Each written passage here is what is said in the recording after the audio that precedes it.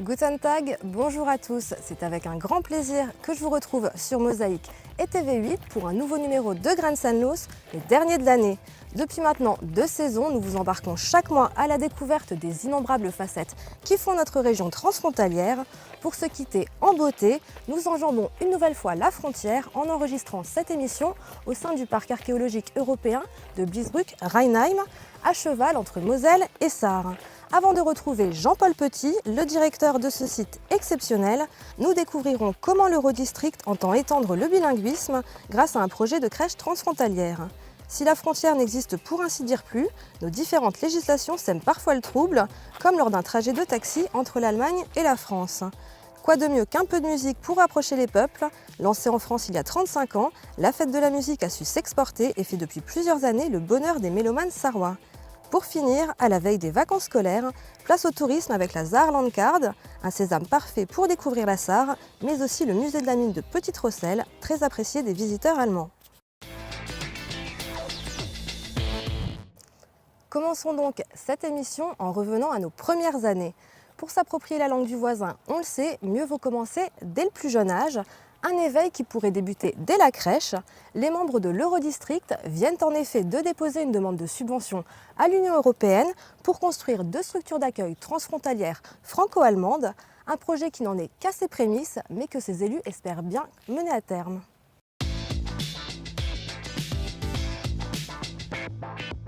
Depuis sa création en 2010, l'Eurodistrict Sarre-Moselle œuvre pour construire une agglomération transfrontalière, la maîtrise de la langue du voisin étant un facteur clé d'intégration.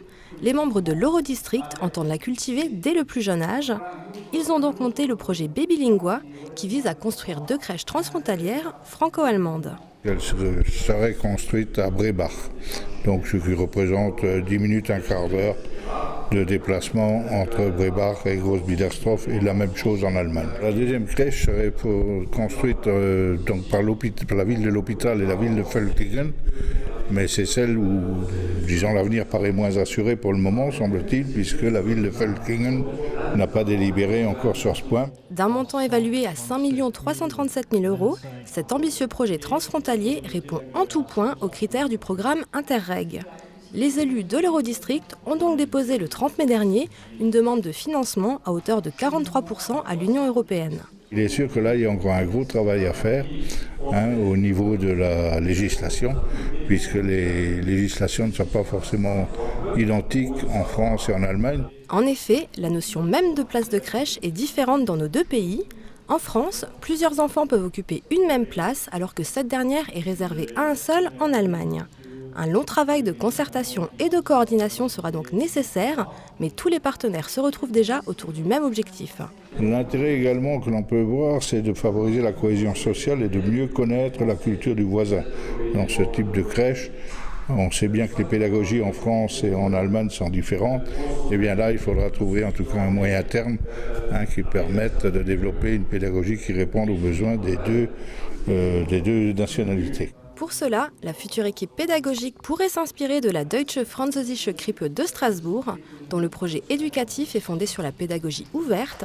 Basée sur l'autonomie de l'enfant, si l'Europe donne son feu vert, ces crèches transfrontalières pourraient sortir de terre d'ici 1 an.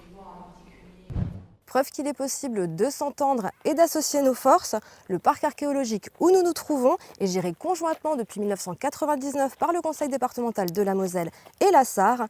C'est dans ce lieu chargé de 2500 ans d'histoire que nous retrouvons le conservateur en chef et directeur du site, Jean-Paul Petit, bonjour. Bonjour.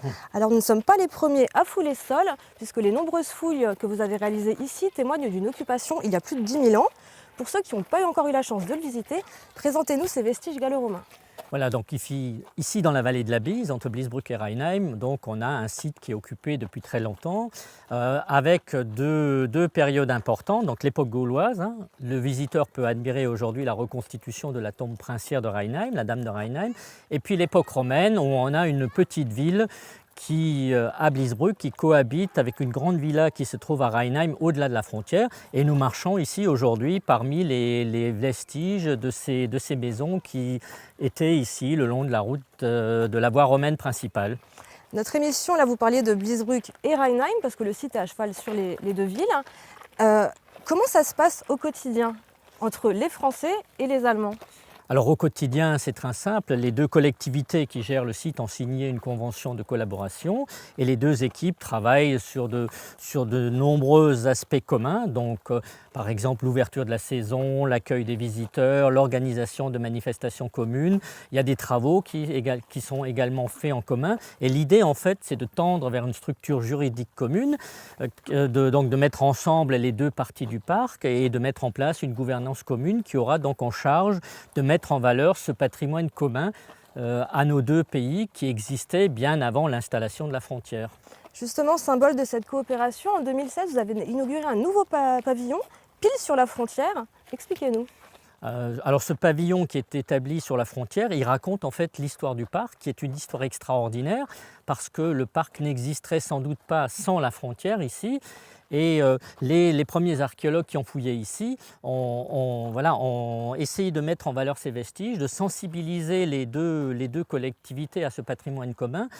Le développement du parc s'est également fait en même temps que, on va dire, le développement de l'idée européenne. Et le parc se veut aujourd'hui, en fait, tout simplement une concrétisation de l'idée européenne. Justement, le parc il est naturellement fréquenté par des Français, par des Allemands et d'autres Européens. Mais il y a aussi beaucoup de scolaires. J'ai moi-même visité le site quand j'étais au collège. J'en garde un excellent souvenir. Comment vous faites pour intéresser comme ça les enfants à l'archéologie ? Alors en fait, le public scolaire, bien sûr, c'est un public privilégié parce que nous pensons bien sûr que pour comprendre ce qui se passe aujourd'hui, on a besoin de connaître un tout petit peu son passé et autant le faire tout de suite avec les scolaires. Ça fait d'ailleurs partie des programmes de l'éducation nationale. Et les enfants qui viennent ici, en fait, découvrent de manière ludique, de manière réelle, en voyant les vestiges, ce qu'on leur enseigne également dans les manuels scolaires. Et nous, on essaye de les intéresser justement en leur proposant des activités qui sortent du cadre scolaire, donc de faire des visites guidées interactives, de faire des ateliers d'animation où on fait le pain comme dans l'Antiquité, on fait de la poterie, de la mosaïque, des choses comme ça. Alors jusqu'au 5 novembre, le parc sera ouvert tous les jours de 10h à 18h. Mais est-ce qu'il y a des événements particuliers à retenir là pour cet été ? Alors on a bien sûr toute l'année également un programme d'animation et l'événement principal de la saison c'est Vita Romana, donc qui a toujours lieu autour du 15 août, donc cette année du 12 au 15 août, où le public pourra découvrir donc, des groupes de reconstitution, donc, où ces groupes essaient de montrer aux visiteurs comment on vivait dans l'Antiquité, à l'époque gauloise ou à l'époque romaine. Il y aura des combats de gladiateurs, des courses de chars, des animateurs qui feront le fer comme à l'époque romaine, donc quelque chose de scientifique entre guillemets, de culturel, mais aussi qui a un caractère spectaculaire. Et en même temps, c'est une grande fête, puisqu'on accueille pendant ces quelques jours, en tout cas on l'espère, si le soleil reste comme il est aujourd'hui, on accueillera plusieurs milliers de visiteurs qui, dans ce cadre festif, pourront vivre ensemble toutes ces animations. Écoutez, merci beaucoup Jean-Paul Petit d'avoir répondu à nos questions. Puis je vous souhaite de passer un bon été avec tous ces archéologues en herbe et puis les autres plus initiés. Merci beaucoup. Merci beaucoup. Quant à nous, on va passer à une époque bien plus moderne avec un mode de locomotion qui n'existait pas il y a 25 siècles. Pour effectuer vos trajets entre la France et l'Allemagne, vous avez peut-être déjà fait appel à un taxi. Si beaucoup de chauffeurs français transportent déjà leurs clients de l'autre côté de la frontière depuis plusieurs années, ce n'est plus que depuis début 2017 qu'ils en ont véritablement l'autorisation. Le point sur la législation avec ce reportage de Marie Lorenz et Aline Ham.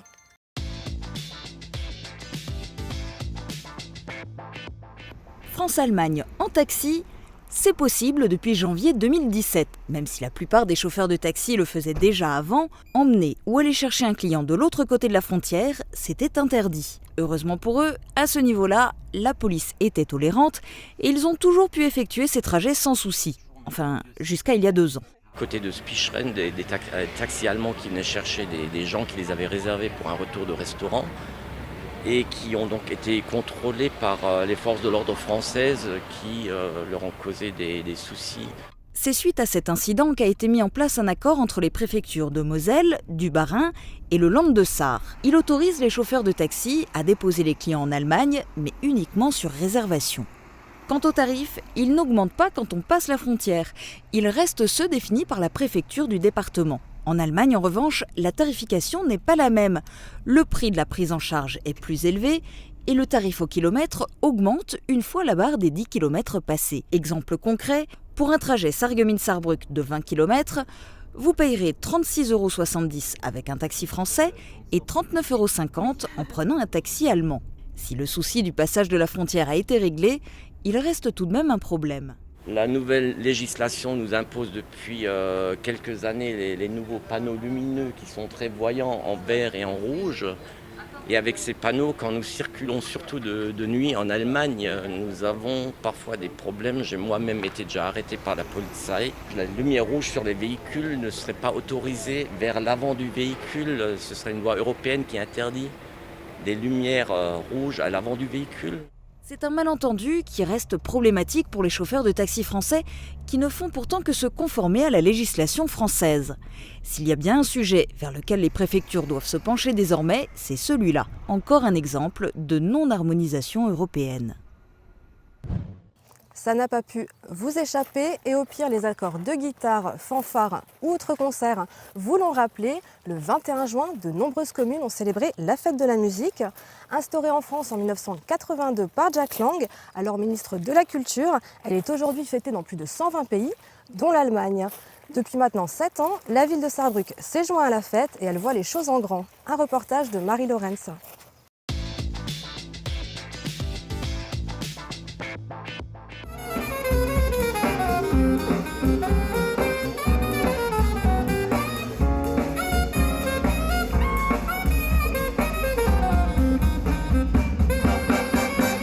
C'est le jour d'inauguration pour la fête de la musique.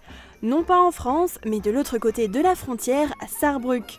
C'est la 7e année que la ville organise un festival lors de la fête de la musique, une tradition pourtant française. Au fil des décennies, cette fête, célébrée le 21 juin en France, s'est internationalisée. Et pour les Sarrois, il était également important de l'organiser. Ça nous fait plaisir de l'organiser. On a remarqué que beaucoup de gens sont présents. C'est un formidable enrichissement entre l'Allemagne et la France que la fête de la musique se soit justement exportée de la France à l'Allemagne. Et en Allemagne, on voit les choses en grand. Pendant 3 jours, la ville de Saarbrück était rythmée par de nombreux concerts. Plus de 80 rendez-vous étaient donnés dans différents endroits de la ville. La plupart des artistes et des groupes sont locaux et allemands, mais on retrouve également dans le programme des luxembourgeois et des français.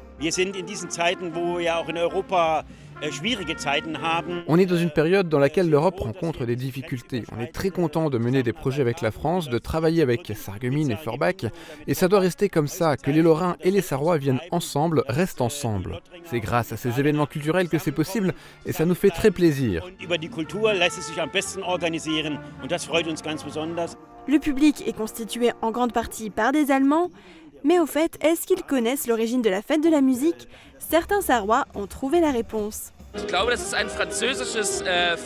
Je crois que c'est une fête française. Il me semble qu'elle a eu lieu normalement le 21 juin. Le festival a été organisé pendant le week-end du 16 au 18 juin, mais la ville de Saarbrück a également organisé des concerts le jour de la fête de la musique, le 21 juin. Au total, 4 jours de fête et de mise en avant de la culture franco-allemande. Il n'y a pas que les jours de fête qui unissent nos deux pays. Preuve des liens qui soudent la Moselle et la Sarre, la Saarlandcard, qui permet aux touristes hébergés en Sarre d'accéder à plus de 60 sites culturels du Land, et de s'y déplacer en bus et en train, leur ouvre aussi les portes du musée de la mine de Petite-Rosselle en France. Étonnant, pas tant que ça. Les explications de Christophe Ladonberger.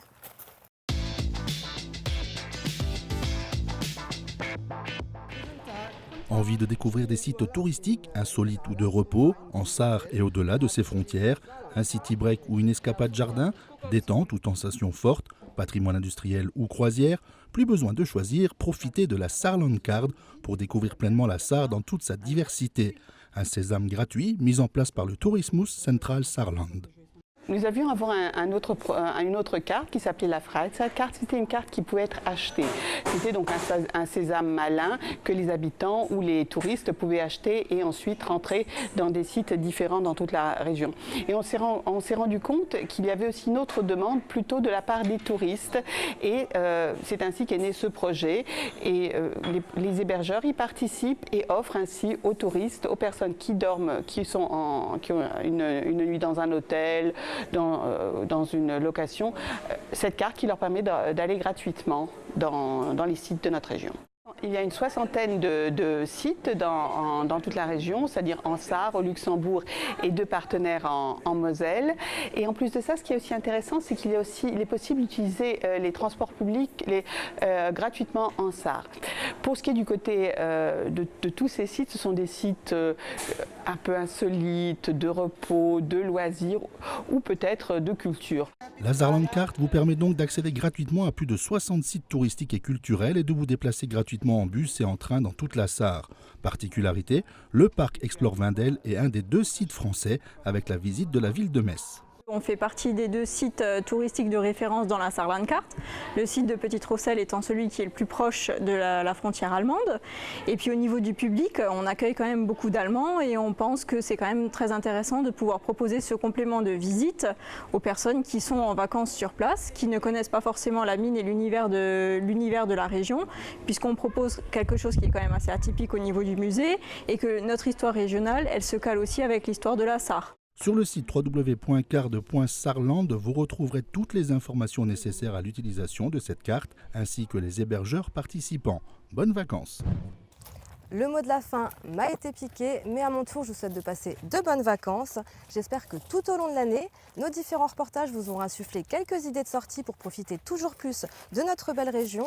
Merci de votre fidélité, je vous souhaite à tous un excellent été et on se retrouve en septembre sur Mosaïque et TV8 pour de nouvelles rencontres et découvertes. Bis bald!